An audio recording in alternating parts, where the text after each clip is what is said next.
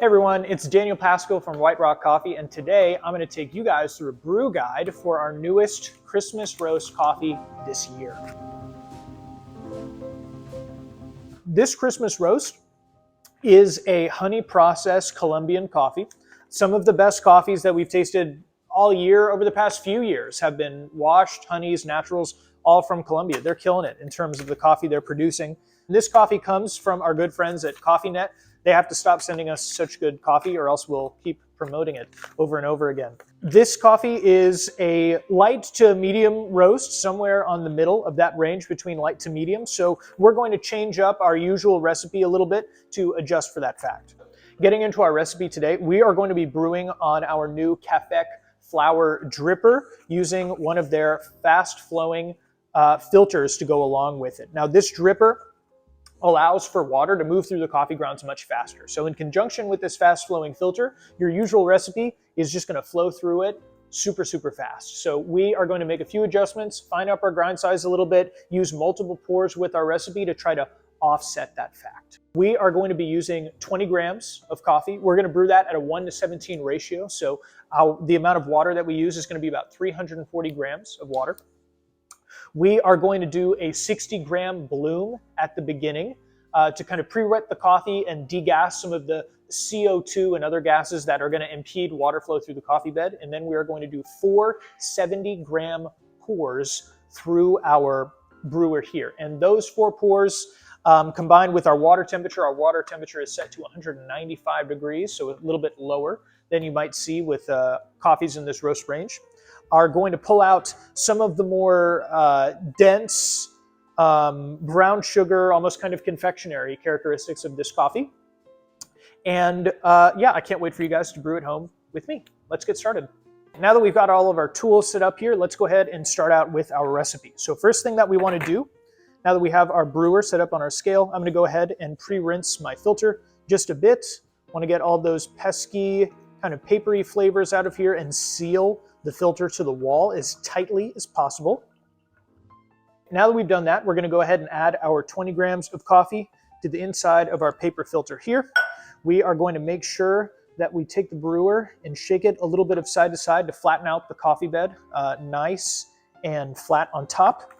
Go ahead and tear out my scale, and we're going to start our recipe. I'm going to click start on my timer, and I'm going to add 60 grams of water in a circular pouring motion over our bed of coffee grounds. It's important for this part of the recipe that we get all of the dry coffee wet during this phase. So I'm going to pour up until I see that 60. Beautiful. That took me about between 10 to 15 seconds there.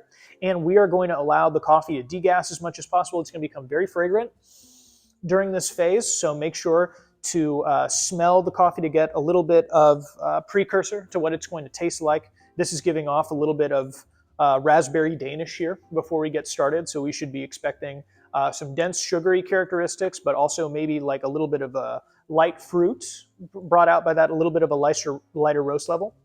Now at 45 seconds that I've just hit here, I'm going to add my first dose. And remember, we're doing 4 pulses of 70 grams of water each. So I started off with that 60-gram bloom. My next pulse of 70 grams of water is going to take us to 130 grams on our scale. Now we're looking for around a 3.5 to 4 minute total brew time for this recipe. So if you're finishing somewhere around 3:40, 3:45, that'll be perfect. We finished just shy of 4 minutes, and now this is the good part. We get to taste it. Beautiful, beautiful coffee. So this one, it's almost like drinking a little bit of almost like a caramel apple that you would get at a fair. For instance, you get some of that red apple characteristic, but some of that deeper kind of sugary sweetness really brings home the memory of like one of those desserts. There's also a little bit of kind of toffee nut to it, almost as if it's almost a sweetness that feels crunchy, almost that you would get in some sort of candy bar.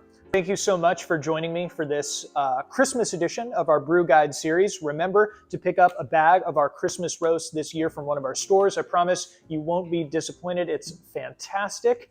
If you want to learn how to brew like me as well, and any of our trainers here at White Rock Coffee, you can go to WRcoffee.com, search our courses for coffee brewing for beginners, and you can join in for one of our tasting, brewing, latte art classes this year. It's a beautiful gift for a loved one around Christmas time. Thank you and Merry Christmas. Beautiful, beautiful. And we have our final cup of coffee. Hold on, 540 divided by 3.45.